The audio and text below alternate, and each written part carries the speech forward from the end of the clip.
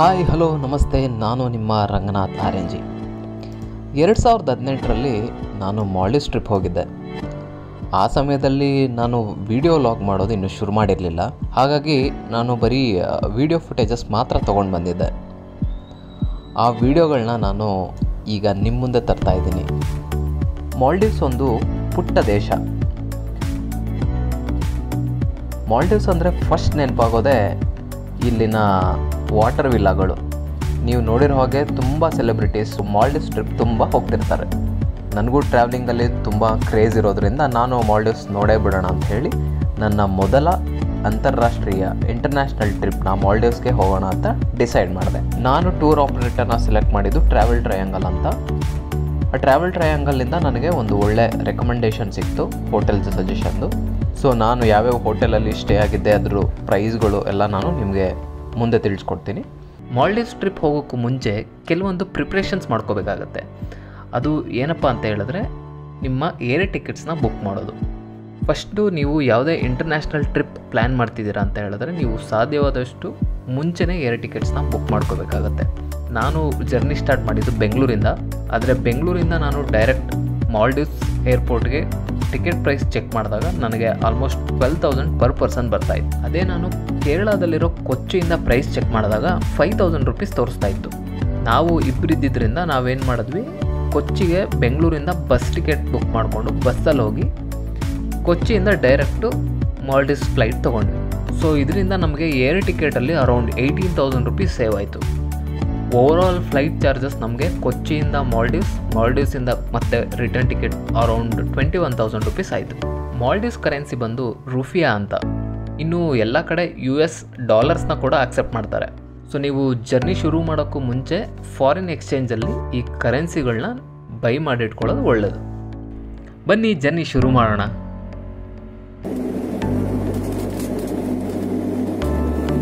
ಕೊಚ್ಚಿಯಿಂದ Maldives reach ಆಗೋದಕ್ಕೆ 1.5 ಗಂಟೆ ತಗೊಳುತ್ತೆ.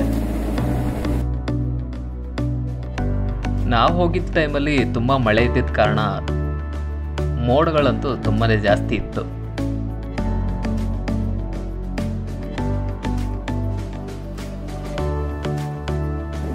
ಫ್ಲೈಟ್ನಲ್ಲಿ ಟ್ರಾವೆಲ್ ಮಾಡೋದೇ ಒಂದು ಮಜಾ. ಅದರಲ್ಲೂ ಮಾಲ್ಡೀವ್ಸ್ ಹೋಗ್ತಾ ಇದ್ದೀವಿ ಅಂದರೆ ಅದರಲ್ಲಿ ಎಕ್ಸ್ಟ್ರಾನೇ ಕಿಕ್ಕಿರುತ್ತೆ.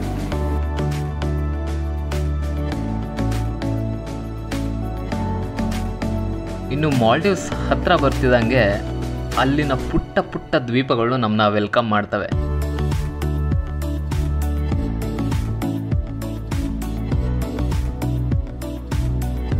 ನೋಡಿ ಏನು ಸಕ್ಕತ್ತಾಗಿ ಕಾಣ್ತಾ ಇದೆ. ಇಲ್ಲಿನ ಒಂದೊಂದು ದ್ವೀಪಗಳು ಕೂಡ ಒಂದೊಂದು ಆಕಾರದಲ್ಲಿದೆ.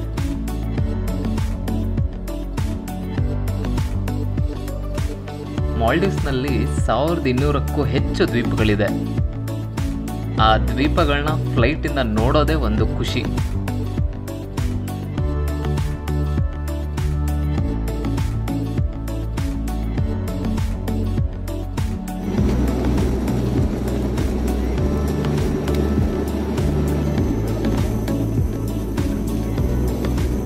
ಮಾಲ್ಡೀವ್ಸ್ನಲ್ಲಿ ಮೇನ್ ಮೋಡ್ ಆಫ್ ಟ್ರಾನ್ಸ್ಪೋರ್ಟ್ ಬಂದು ಶಿಪ್ಗಳು ಮತ್ತು ಬೋಟ್ಗಳು.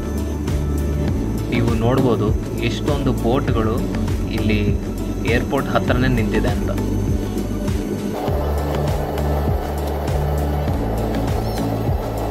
ಫಸ್ಟ್ ಟೈಮ್ ನಾನು ಬೇರೆ ದೇಶಕ್ಕೆ ಹೆಜ್ಜೆ ಇಡ್ತಾ ಇದ್ದೀನಿ. ನಾನಂತೂ ತುಂಬ ಎಕ್ಸೈಟ್ ಆಗಿದ್ದೆ ಆ ಮೂಮೆಂಟಲ್ಲಿ. ಅದೊಂದು ತುಂಬ ಸ್ಪೆಷಲ್ ಮೂಮೆಂಟ್ ಅಂತಲೇ ಹೇಳ್ಬೋದು. ಮಾಲ್ಡೀವ್ಸ್ ಇಂಡಿಯನ್ ಟೂರಿಸ್ಟ್ಗಳಿಗೆ ವೀಸಾ ಆನ್ ಅರೈವಲ್ ಫೆಸಿಲಿಟಿ ಕೊಟ್ಟಿದೆ. ಸೊ ಹಾಗಾಗಿ ನಿಮ್ಮ ಹತ್ರ ಬರೀ ಪಾಸ್ಪೋರ್ಟ್ ಒಂದಿದ್ರೆ ಸಾಕು. ವೀಸಾನ ನೀವು ಒಂದ್ಸಲ ಮಾಲ್ಡೀವ್ಸ್ ಏರ್ಪೋರ್ಟ್ನ ತಲುಪಿದ ಮೇಲೆ ಅಲ್ಲೇ ಏರ್ಪೋರ್ಟ್ನಲ್ಲೇ ನೀವು ವೀಸಾನ ಪಡ್ಕೋಬೋದು.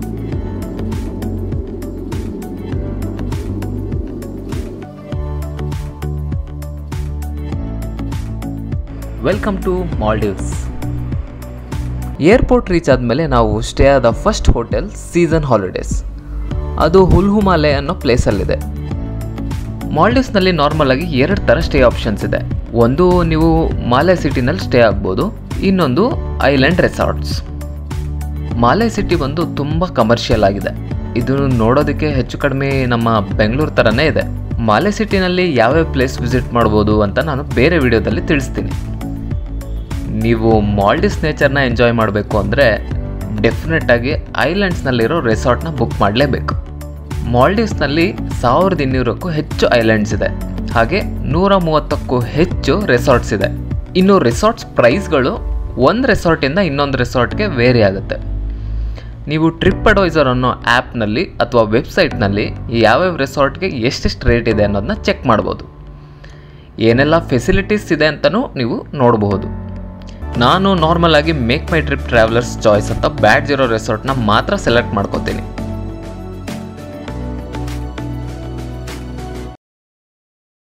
ತುಂಬ ರೆಸಾರ್ಟ್ಗಳು ಇಲ್ಲಿ ಆಲ್ ಇನ್ಕ್ಲೂಸಿವ್ ಪ್ಯಾಕೇಜಸ್ನ ಆಫರ್ ಮಾಡ್ತವೆ.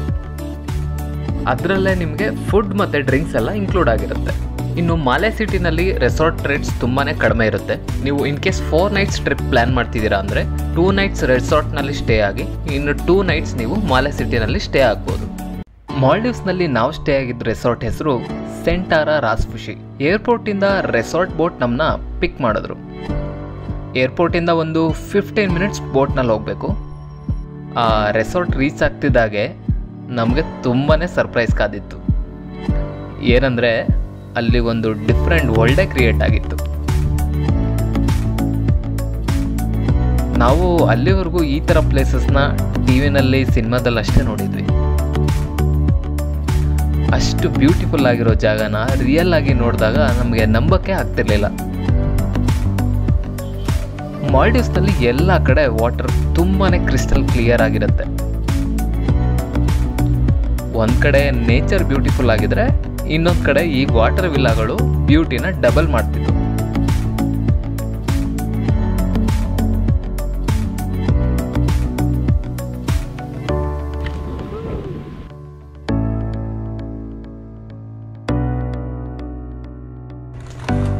ಬನ್ನಿ ಈ ವಾಟರ್ ವಿಲ್ಲಾ ಹೇಗಿರುತ್ತೆ ನೋಡೋಣ.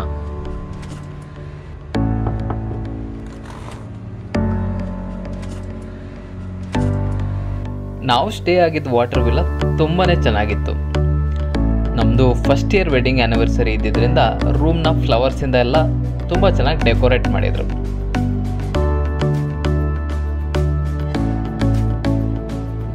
ಈ ವಾಟರ್ ವಿಲ್ಲಾಗಳ ಬೆಸ್ಟ್ ಪಾರ್ಟ್ ಅಂದರೆ ರೂಮಿಂದ ಕಾಣೋ ಬಾಲ್ಕನಿ ವ್ಯೂ. ಆ ಎಕ್ಸ್ಪೀರಿಯನ್ಸ್ನ ಹೇಗೆ ಡಿಸ್ಕ್ರೈಬ್ ಮಾಡೋದು ಅಂತಲೇ ಗೊತ್ತಾಗ್ತಿಲ್ಲ. ಒಂಥರ ಹೆವನ್ ಫೀಲ್ ಅಂತಾನೆ ಹೇಳ್ಬೋದು.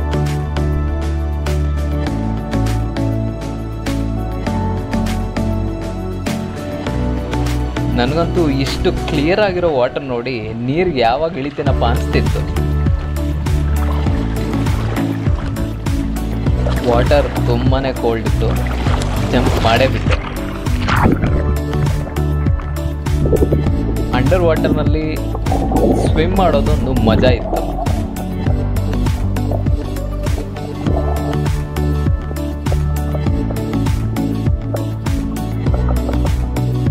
ಇನ್ನು ರೆಸಾರ್ಟ್ ಕಡೆಯಿಂದ ಕಾಂಪ್ಲಿಮೆಂಟ್ರಿ ವಾಟರ್ ಸ್ಪೋರ್ಟ್ಸ್ ಇರುತ್ತೆ. Pedal boats, Surf boats, kayaking ಎಲ್ಲ ಇರುತ್ತೆ.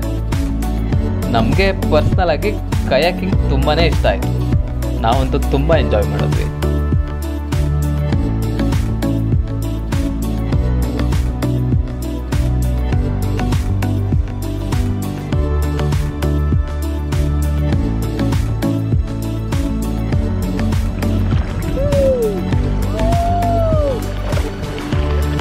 ಇನ್ನು ಮೋಟರೈಸ್ಡ್ ಸ್ಪೋರ್ಟ್ಸ್ ಬೇಕಂದ್ರೆ ನೀವು ಪೇ ಮಾಡಿ ತಗೋಬೋದು.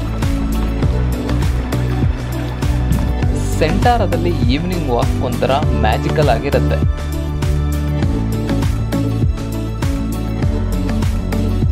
ವೈಟ್ ಸ್ಯಾಂಡ್ ಎಲ್ಲ ಕಡೆ ಇರುತ್ತೆ. ಸನ್ಸೆಟ್ ಆಗೋ ಟೈಮ್ನಲ್ಲಿ ಆಂಬಿಯನ್ಸ್ ತುಂಬಾ ಕಲರ್ಫುಲ್ ಆಗಿರುತ್ತೆ.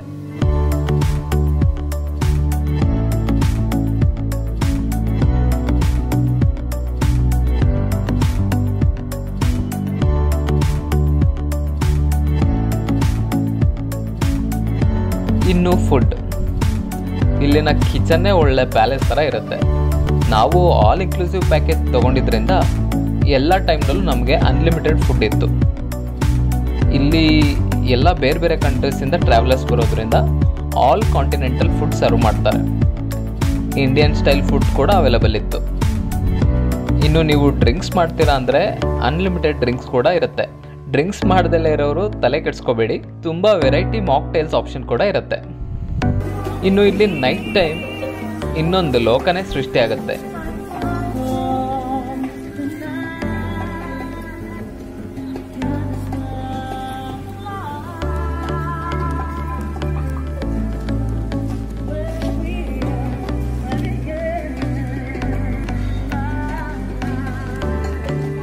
ಒಟ್ಟಿನಲ್ಲಿ ನೀವೇನಾದರೂ ಹನಿಮೂನ್ ಅಥವಾ anniversary special couple tour plan ಮಾಡ್ತೀರಾ ಅಂದರೆ ಮಾಲ್ಡೀವ್ಸ್ ಒಂದು ಬೆಸ್ಟ್ ಆಪ್ಷನ್ ಅಂತ ಹೇಳ್ತೀನಿ. ಮತ್ತು ಈ ರೆಸಾರ್ಟ್ ಪ್ರೈಸ್ ನಾವು ಹೋದಾಗ ಪರ್ ನೈಟ್ ಅರೌಂಡ್ 45,000 ಇತ್ತು, ಆಲ್ ಇನ್ಕ್ಲೂಸಿವ್ ಪ್ಯಾಕೇಜ್. ಈಗಿನ ಎಕ್ಸಿಸ್ಟಿಂಗ್ ರೇಟ್ ನೀವು ನಾನು ಹಾಕಿರೋ ಡಿಸ್ಕ್ರಿಪ್ಷನಲ್ಲಿ ನೋಡಿ ಚೆಕ್ ಮಾಡ್ಕೋಬೋದು. ನಾವಂತೂ ಇಲ್ಲಿದ್ದಷ್ಟು ಟೈಮ್ ತುಂಬಾ ಎಂಜಾಯ್ ಮಾಡಿದ್ದೀವಿ, ಹಾಗೆಯೇ ಲೈಫ್ ಟೈಮ್ ಮೆಮೊರೀಸ್ನ ಕ್ರಿಯೇಟ್ ಮಾಡಿದ್ವಿ. ನೀವೇನಾದರೂ ಸ್ಕೂಬಾ ಡೈವಿಂಗ್ ಲವರ್ ಆಗಿದ್ದರೆ ಮಾಲ್ಡೀವ್ಸ್ ಒಂದು ಬೆಸ್ಟ್ ಜಾಗ ಅಂತ ಹೇಳ್ಬೋದು. ಮಾಲ್ಡೀವ್ಸ್ನಲ್ಲಿ ತುಂಬ ಹವಳಗಳು ಅಥವಾ ಕೋರಲ್ಸ್ ಇರೋದ್ರಿಂದ ಇಲ್ಲಿನ ಮರೀನ್ ಲೈಫ್ ನೋಡೋದಕ್ಕೆ ತುಂಬಾ ಚೆನ್ನಾಗಿರುತ್ತೆ. ನೀರು ಕೂಡ ತುಂಬ ಕ್ಲಿಯರ್ ಆಗಿರೋದ್ರಿಂದ ಅಂಡರ್ ವಾಟರ್ ಎಕ್ಸ್ಪೀರಿಯನ್ಸ್ ತುಂಬ ಚೆನ್ನಾಗಿರುತ್ತೆ. ಆದರೆ ಪ್ರಾಬ್ಲಮ್ ಒಂದಿದೆ, ಅದೇನೆಂದರೆ ಸ್ಕೂಬಾ ಡೈವಿಂಗ್ ಕಾಸ್ಟ್ ಇಲ್ಲಿ ತುಂಬಾ ಜಾಸ್ತಿ ಇರುತ್ತೆ. ಇಲ್ಲಿ ನಾರ್ಮಲ್ ಆಗಿ ಒಂದು ಡೈವ್ಗೆ $80 to $100 ಚಾರ್ಜ್ ಮಾಡ್ತಾರೆ. ಅಂದರೆ ನಮ್ಮ ಇಂಡಿಯನ್ ರುಪೀಸ್ನಲ್ಲಿ ಅದು ಒಂದು 6,000 to 7,500 ಬರುತ್ತೆ. ಮಾಲ್ಡೀವ್ಸ್ನಲ್ಲಿ ಕೂಡ ಅಂಡರ್ ವಾಟರ್ ಏನಾದರೂ ಟ್ರೈ ಮಾಡೋಣ ಅಂದ್ಕೊಂಡು ಡೆಕಾಥ್ಲಾನ್ನಲ್ಲಿ ನಾನು ಸ್ನಾರ್ಕ್ಲಿಂಗ್ ಮಾಸ್ಕ್ ತೊಗೊಂಡೆ. ಇದ್ರ ಪ್ರೈಸ್ ಬಂದು ಅರೌಂಡ್ $1,800 ರೇಂಜಲ್ಲಿತ್ತು. ಸ್ನಾರ್ಕ್ಲಿಂಗ್ ಮಾಸ್ಕ್ ಜೊತೆ ನನ್ನ ಹತ್ರ ಗೋಪ್ರೋ ಕ್ಯಾಮ್ರಾ ಇತ್ತು. ಗೋಪ್ರೋ ಅಂಡರ್ ವಾಟರ್ನಲ್ಲಿ ಕೂಡ ಒಳ್ಳೆ ಕ್ಲಾರಿಟಿ ವೀಡಿಯೋಸ್ನ ಪ್ರೊಡ್ಯೂಸ್ ಮಾಡುತ್ತೆ. ನನಗಂತೂ ಯಾವುದಾದ್ರೂ ಒಂದು ಫಿಶ್ ಕಾಣಿಸಿದ್ರೆ ಸಾಕು ರೆಕಾರ್ಡ್ ಮಾಡೋದಕ್ಕೆ ಅಂತ ಅನಿಸ್ತಾ ಇತ್ತು. ಇನ್ನು ರೂಮಿಂದ ನೀರನ್ನ ನೋಡಿದಾಗ ನೀರು ಲೆವೆಲ್ ತುಂಬ ಡೀಪ್ ಇಲ್ಲ ಅನಿಸ್ತು. ಚೆಕ್ ಮಾಡೋಣ ಅಂತ ಹೇಳಿ ನಾನು ಜಂಪ್ ಮಾಡಿದೆ. ಜಂಪ್ ಮಾಡಿದ ಮೇಲೆ ಗೊತ್ತಾಯಿತು ವಾಟರ್ ಲೆವೆಲ್ ತುಂಬಾ ಡೀಪ್ ಇದೆ ಅಂತ. ನನಗೆ ಆಲ್ಮೋಸ್ಟ್ 10 years ಸ್ವಿಮ್ಮಿಂಗ್ ಎಕ್ಸ್ಪೀರಿಯನ್ಸ್ ಇದೆ, ಹಾಗಾಗಿ ನಾನು ಲೈಫ್ ಜಾಕೆಟ್ ಯೂಸ್ ಮಾಡಿದೆ, ಮುಂದೆ ಹೋಗೋಕ್ಕೆ ಡಿಸೈಡ್ ಮಾಡಿದೆ. ನೀವು ಮಾತ್ರ ಯಾರೂ ನನ್ನ ವಿಡಿಯೋ ನೋಡಿ ಲೈಫ್ ಜಾಕೆಟ್ ಇಲ್ಲದೆ ನೀರಿಗೆ ಇಳಿಬೇಡಿ, ತುಂಬಾ ಡೇಂಜರಸ್ ಇರುತ್ತೆ.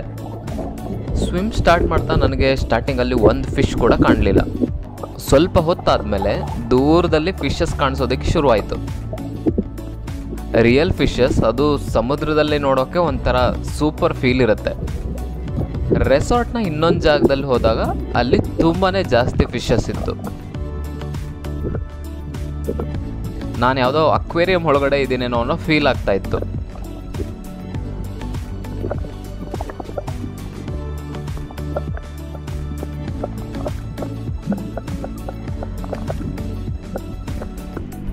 ಇನ್ನು ನನಗೆ ಸರ್ಪ್ರೈಸ್ ಗೆಸ್ಟ್ ಆಗಿ ಬೇಬಿ ಶಾರ್ಕ್ ಕೂಡ ಕಾಣಿಸ್ಕೊಂತು.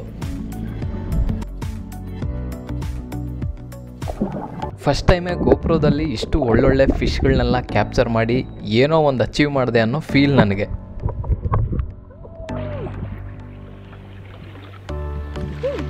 ಓವರಾಲ್ ಇದೊಂದು ತುಂಬ ಯುನೀಕ್ ಮತ್ತು ಸೂಪರ್ ಎಕ್ಸ್ಪೀರಿಯನ್ಸ್. ಆ ಮೂಮೆಂಟ್ಸ್ನ ನೆನೆಸ್ಕೊಂಡಾಗೆಲ್ಲ ಮಾಲ್ಡೀವ್ಸ್ಗೆ ಮತ್ತೆ ಮತ್ತೆ ಹೋಗೋಣ ಅನಿಸ್ತಿರುತ್ತೆ. ಸೆಂಟಾರಾ ವಾಟರ್ ವಿಲಾನಲ್ಲಿ ನಾವು 2 nights ಸ್ಟೇ ಆಗಿದ್ವಿ. ಅಲ್ಲಿಂದ ನಾವು ಲಾಸ್ಟ್ ಡೇ ಸ್ಪೆಂಡ್ ಮಾಡೋದಕ್ಕೆ ಹೊರಟಿದ್ದು ಹುಲ್ಹುಮಾಲೆಗೆ. ಮಾಲ್ಡೀವ್ಸ್ನಲ್ಲಿ ಕೆಲವೊಂದು ಸ್ಟ್ರಿಕ್ಟ್ ರೂಲ್ಸ್ ಇದೆ. ಏನಂದರೆ ಮಾಲ್ಡೀವ್ಸ್ ಒಂದು ಮುಸ್ಲಿಂ ಕಂಟ್ರಿ ಆಗಿರೋದ್ರಿಂದ ಮಾಲೆ ಸಿಟಿನಲ್ಲಿ ನಿಮಗೆ ಆಲ್ಕೋಹಾಲ್ ಅವೈಲೇಬಿಲಿಟಿ ಇರೋದಿಲ್ಲ. ಟೂರಿಸ್ಟ್ಗಳಿಗೆ ಹೆಲ್ಪ್ ಆಗಲಿ ಅಂತ ಹೇಳಿ ಐಲ್ಯಾಂಡ್ ಮತ್ತು ರೆಸಾರ್ಟ್ಸ್ನಲ್ಲಿ ಮಾತ್ರ ಆಲ್ಕೋಹಾಲ್ ಫೆಸಿಲಿಟಿ ಇರುತ್ತೆ. ಮತ್ತು ನೀವು ಯಾವುದೇ ಕಾರಣಕ್ಕೂ ರೆಸಾರ್ಟಿಂದ ಮಾಲೆ ಸಿಟಿಗೆ ಆಲ್ಕೋಹಾಲ್ನ ಕ್ಯಾರಿ ಮಾಡೋ ಹಾಗಿಲ್ಲ. ಮಾಲ್ಡೀವ್ಸ್ ರಾಜಧಾನಿ ಬಂದು ಮಾಲೆ ಸಿಟಿ. ಇನ್ನು ಮಾಲೆ ಸಿಟಿನಲ್ಲಿ 2 ಭಾಗ ಇದೆ. ಒಂದು ಹುಲ್ಹುಮಾಲೆ ಅಂತ ಕರೀತಾರೆ, ಇನ್ನೊಂದು ಮಾಲೆ ಟೌನ್ ಅಂತ ಕರೀತಾರೆ. ಇನ್ನು ಟೂರಿಸ್ಟ್ಗಳೆಲ್ಲ ಬಂದರೆ ಸ್ಟೇ ಆಗೋದು ಹುಲ್ಹುಮಾಲೆನಲ್ಲೇ. ಏರ್ಪೋರ್ಟ್ ಕೂಡ ಇದೇ ಪ್ಲೇಸಲ್ಲಿ ಇರೋದು. ಇನ್ನು ಹುಲ್ಹುಮಾಲೆನಲ್ಲಿ ನಿಮಗೆ ವಾಟರ್ ಸ್ಪೋರ್ಟ್ಸ್ ಬೇಕಂತ ಹೇಳಿದ್ರೆ ನೀವು ಇಲ್ಲೂ ಕೂಡ ವಾಟರ್ ಸ್ಪೋರ್ಟ್ಸ್ನ ತೊಗೋಬೋದು. ನೀವು ಸ್ಟೇ ಆಗ್ತಿರೋ ಹೋಟೆಲ್ನ ಕಾಂಟ್ಯಾಕ್ಟ್ ಮಾಡಿದ್ರೆ ಇದ್ರ ಬಗ್ಗೆ ಜಾಸ್ತಿ ಡೀಟೇಲ್ಸ್ ಸಿಗುತ್ತೆ. ಇನ್ನು ನಾವು ಸ್ಟೇ ಆಗಿದ್ದು ಹೋಟೆಲ್ ಹೆಸರು ಬಂದು ಸೀಸನ್ ಹಾಲಿಡೇಸ್. ಇದು ಕೂಡ ಬೀಚ್ ಪಕ್ಕದಲ್ಲೇ ಇತ್ತು. ಈ ಹೋಟೆಲ್ ಹತ್ರ ಕೂಡ ವಾಟರ್ ಸ್ಪೋರ್ಟ್ಸ್ ಫೆಸಿಲಿಟಿ ಎಲ್ಲ ಇತ್ತು. ಮಳೆ ಬಂದಿದ್ದರಿಂದ ನಾವು ಆಪ್ಟ್ ಮಾಡಲಿಲ್ಲ. ಅದಲ್ಲದೆ ನಿಮಗೆ ಹುಲ್ಹುಮಾಲೆನಲ್ಲಿ ಪಾರ್ಕ್ಗಳಿರುತ್ತೆ, ಹಾಗೆ ಮಾಲ್ ಇದೆ, ಅಲ್ಲಿ ವಿಸಿಟ್ ಮಾಡ್ಬೋದು. ನಾವು ಇದೆಲ್ಲ ವಿಸಿಟ್ ಮಾಡಿ ಕೂಡ ತುಂಬ ಟೈಮ್ ಇತ್ತು. ಹಾಗಾಗಿ ನಾವು ಮಾಲೆ ಟೌನ್ನ ಕೂಡ ವಿಸಿಟ್ ಮಾಡೋಣ ಅಂತ ಡಿಸೈಡ್ ಮಾಡಿದ್ವಿ. ಅಲ್ಲಿ ಬಸ್ ಫೆಸಿಲಿಟಿ ಇದ್ದಿದ್ದರಿಂದ ನಾವು ಬಸ್ಸಲ್ಲೇ ಹೋಗೋಕ್ಕೆ ಡಿಸೈಡ್ ಮಾಡಿದ್ವಿ. ಈ ಮಾಲೆ ಸಿಟಿ ಮತ್ತು ಉಲ್ಹು ಮಾಲೆ ಮಧ್ಯೆ ಒಂದು ಬ್ರಿಡ್ಜ್ ಇದೆ. ಈ ಬ್ರಿಡ್ಜ್ನ ಕಟ್ಟಿಸಿದ್ದು ಚೈನಾ ಅಂತೆ. ಮಾಲೆ ಸಿಟಿ ಮಾಲ್ಡೀವ್ಸ್ ಕ್ಯಾಪಿಟಲ್ ಸಿಟಿ ಆದರೂ ಇದ್ರ ರೇಡಿಯಸ್ ತುಂಬಾ ಚಿಕ್ಕ ಇದೆ. ಈ ಪ್ಲೇಸ್ ಬಂದು ವಿಶ್ವದಲ್ಲೇ ಅತಿ ಹೆಚ್ಚು ಜನಸಾಂದ್ರತೆ ಇರುವ ಪ್ರದೇಶಗಳಲ್ಲಿ ಒಂದು. ಇದು ಎಷ್ಟು ಚಿಕ್ಕ ಇದೆ ಅಂದರೆ ನೀವು ಒಂದು ಕಡೆಯಿಂದ ಇನ್ನೊಂದು ಕಡೆ ನಡ್ಕೊಂಡು ಹೋಗೋದಕ್ಕೆ ಬರೀ ಒಂದು 15ರಿಂದ 20 ನಿಮಿಷ ಸಾಕು. ನಾನು ಮಾಲ್ಡೀವ್ಸ್ಗೆ ಹೋಗೋಕ್ಕೂ ಮುಂಚೆನೇ ಡಿಸೈಡ್ ಮಾಡಿದೆ ನಾನು ಈ ಮಾಲೆ ಸಿಟಿನ ಒಂದು ಸೈಡಿಂದ ಇನ್ನೊಂದು ಸೈಡ್ಗೆ ನಡ್ಕೊಂಡು ಹೋಗಬೇಕು ಅಂತ. ಹಾಗೆಯೇ ಮಾಡಿದ್ವಿ ಕೂಡ. So we are walking in the streets of Maldives. ಇನ್ನು ಇಲ್ಲಿನ ಸ್ಟ್ರೀಟ್ಸ್ ನಮ್ಮ ಬೆಂಗಳೂರು ರೋಡ್ಗಳ ಥರನೇ ಇದೆ. ಪ್ರೈಸ್ ಮಾತ್ರ ಸ್ವಲ್ಪ ಕಾಸ್ಟ್ಲಿ ಅನಿಸ್ತು. ನಮ್ಮಲ್ಲಿ 100ರಿಂದ 200 ರುಪೀಸ್ ರೋಡ್ ಸೈಡ್ ಸಿಗೋ ಟಿ ಶರ್ಟ್ಗಳು ಅಲ್ಲಿ 700ರಿಂದ 900 ರುಪೀಸ್ ರೇಂಜಲ್ಲಿತ್ತು. ಹಾಗೆ ಫುಡ್ ಕೂಡ ಸ್ವಲ್ಪ ಕಾಸ್ಟ್ಲಿ. ಒಂದು ಬಿರಿಯಾನಿ ಪ್ರೈಸ್ ಬಂದು 700ರಿಂದ 800 ರೂಪಾಯಿ ಇರ್ತಿತ್ತು. ಮತ್ತು ಇಲ್ಲಿ ಇಷ್ಟ ಆಗಿದ್ದು ಇನ್ನೊಂದು ವಿಚಾರ ಅಂದರೆ ಇಲ್ಲಿ ಯಾವುದೇ ಕಾರಣಕ್ಕೂ ವೆಹಿಕಲ್ಗಳು ಹಾರ್ನ್ ಮಾಡೋದಿಲ್ಲ. Not even a single vehicle. ಮಾಲೆ ಟೌನಲ್ಲೂ ಕೂಡ ಟೂರಿಸ್ಟ್ ಪ್ಲೇಸಸ್ ಅಂತ ಯಾವುದೂ ಇಲ್ಲ. ನಿಮಗೆ ತುಂಬ ಟೈಮ್ ಇದೆ ಅಂತ ಹೇಳಿದ್ರೆ ನೀವು ಇಲ್ಲೇ ಇರೋ ಫಿಶ್ ಮಾರ್ಕೆಟ್ ಹಾಗೆ ವೆಜಿಟೇಬಲ್ಸ್ ಮಾರ್ಕೆಟ್ಗೆ ವಿಸಿಟ್ ಕೊಡ್ಬೋದು.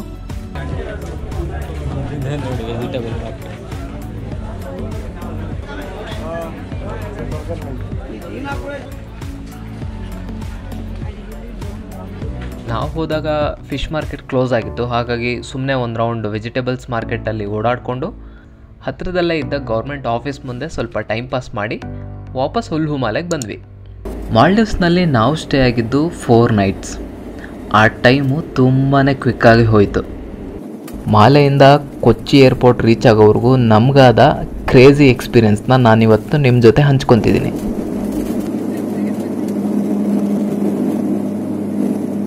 ಈ ಸಲ ನಮಗೆ ಫ್ಲೈಟ್ನಲ್ಲಿ ಹೋಗುವಾಗ ವೀಲ್ ಪಕ್ಕನೇ ಸೀಟ್ ಸಿಕ್ಕಿತ್ತು. ವ್ಯೂ ಮಾತ್ರ ತುಂಬ ಚೆನ್ನಾಗಿತ್ತು.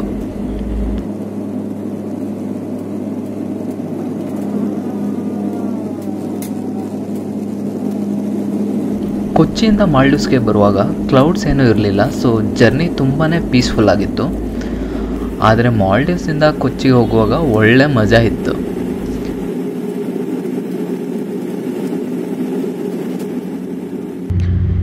ಏರ್ ಟರ್ಬ್ಯುಲೆನ್ಸ್ ಫ್ಲೈಟ್ನಲ್ಲಿ ಮಾಮೂಲಿ. ಎಲ್ಲೋ ಒಂದು ಮೂಲೆಯಲ್ಲಿ ಒಂದು ಭಯ ಇದ್ದೇ ಇರುತ್ತೆ. ಸ್ಟಾರ್ಟಿಂಗ್ ಒಂದು 10-15 ಮಿನಿಟ್ಸ್ ಆರಾಮಾಗಿ ಹೋಗ್ತಿದ್ದ ಫ್ಲೈಟ್ ಸಡನ್ನಾಗಿ ಶೇಕ್ ಆಗಕ್ಕೆ ಶುರುವಾಯಿತು.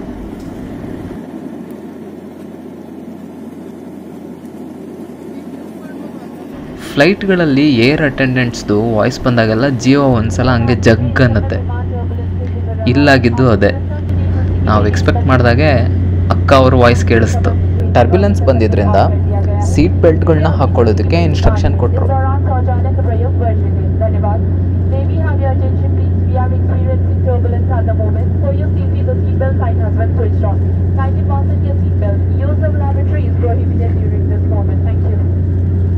ನೋಡ್ತಾ ನೋಡ್ತಾ ಹೊರಗಡೆ ಕ್ಲಿಯರ್ ಆಗಿ ಕಾಣ್ತಿದ್ದ ವ್ಯೂ ಕಂಪ್ಲೀಟಾಗಿ ಫಾಗಿಂದ ಕವರ್ ಆಗೋಯ್ತು.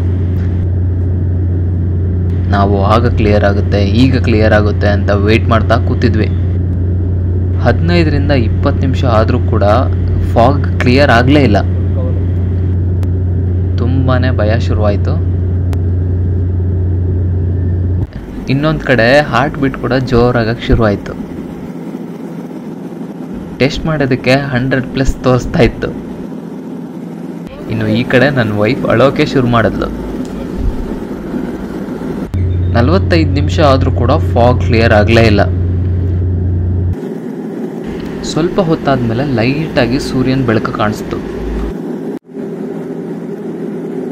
ಹೋದ ಜೀವ ವಾಪಸ್ ಬಂದಿದ್ದ ಫೀಲಿಂಗ್ ನಮಗೆ. ಆ ಟೈಮಲ್ಲಿ ಸೈಕ್ಲೋನ್ ಇದ್ದಿದ್ದರಿಂದ ಮೋಡಗಳು ಸ್ವಲ್ಪ ಜಾಸ್ತಿನೇ ಇತ್ತು. ನೀವು ಅಲ್ಲಿ ನೋಡ್ತಿರೋ ಮೋಡಗಳು ಒಳಗಡೆಯಿಂದನೇ ನಮ್ಮ ಫ್ಲೈಟು ಆಚೆ ಬಂದಿದ್ದು.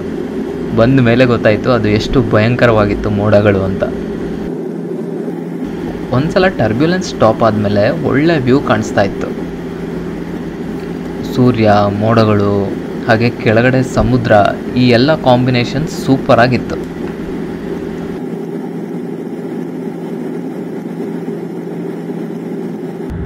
ಇನ್ನು ನಮಗೆ ಕೊಚ್ಚಿನಲ್ಲಿ ಲ್ಯಾಂಡ್ ಕಾಣಿಸ್ಕೊಂಡಾಗ ಅದಕ್ಕೆ ಖುಷಿ ಅಷ್ಟಿಷ್ಟಲ್ಲ.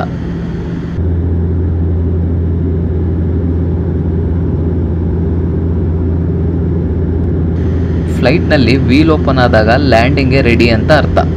ಸೊ ನಾನು ಅದಕ್ಕೋಸ್ಕರನೇ ವೆಯ್ಟ್ ಮಾಡ್ತಾ ಕೂತಿದ್ದೆ. ಕಡೆಗೂ ವೀಲ್ ಓಪನ್ ಆಯಿತು.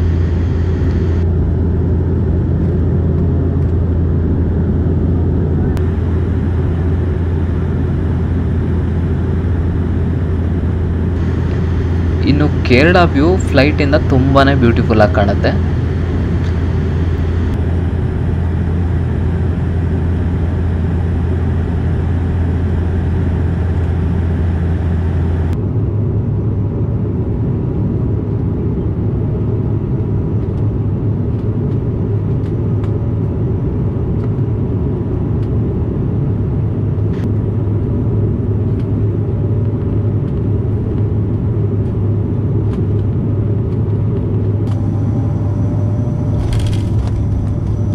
ಅಂತೂ ಇಂತೂ ಫ್ಲೈಟ್ ಸೇಫಾಗಿ ಲ್ಯಾಂಡ್ ಆಯಿತು.